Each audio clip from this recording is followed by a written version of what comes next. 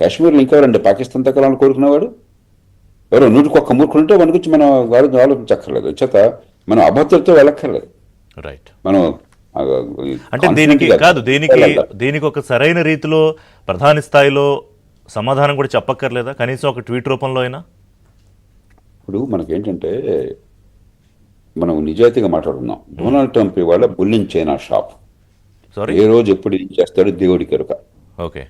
నిన్నటి దాకా అత్యంత ప్రగాఢమైన సంబంధాలు ఉన్నటువంటి దేశాలతో, యూరోపియన్ దేశాలతో కానీ మన దేశానికి సంబంధ దేశాలతో కూడా ఎక్కడ నా బాగుగా ఒక తోట దగ్గర బాగుకాదు, నా ఆర్థిక ప్రయోజనాల కోసం ఎవరైనా దెబ్బ కొడతానని రీతిలో వ్యవహరిస్తున్నటువంటి ఒక విచిత్రమైన వ్యక్తి.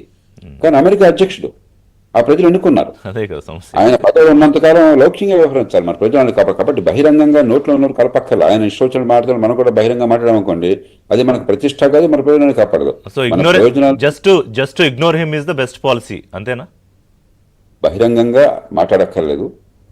ప్రైవేట్గా అమెరికన్ ఎస్టాబ్లిష్మెంట్కి మన వాదన తెలుసు, వాళ్ళతో అవసరమైంది మాట్లాడాలి, మనం నెగోషియేట్ చేయాలి, మన బలాన్ని మనం చూపెట్టాలి తప్ప ప్రతిదానికి అతిగా స్పందిస్తే అతని విచిత్రమైన మనస్తత్వం. అంచేత ప్రపంచంలో మిగతా దేశాలు కూడా చాలా జాగ్రత్తగా వ్యవహరిస్తున్నాయి అతనితో. అందరికీ తెలుసు అతనిలో ఉన్నటువంటి ముందు చూపులేని తనం ఎంత ఉందో, మరి ఎంతగా అమెరికా ప్రయోజనాన్ని దెబ్బ కొడుతున్నాడు దీర్ఘకాలికంగా. దశాబ్దాల పర్యంతం మిత్రులుగా ఉన్న వాళ్ళని దూరం చేసుకుంటూ ఎలా చేసుకుంటున్నాడో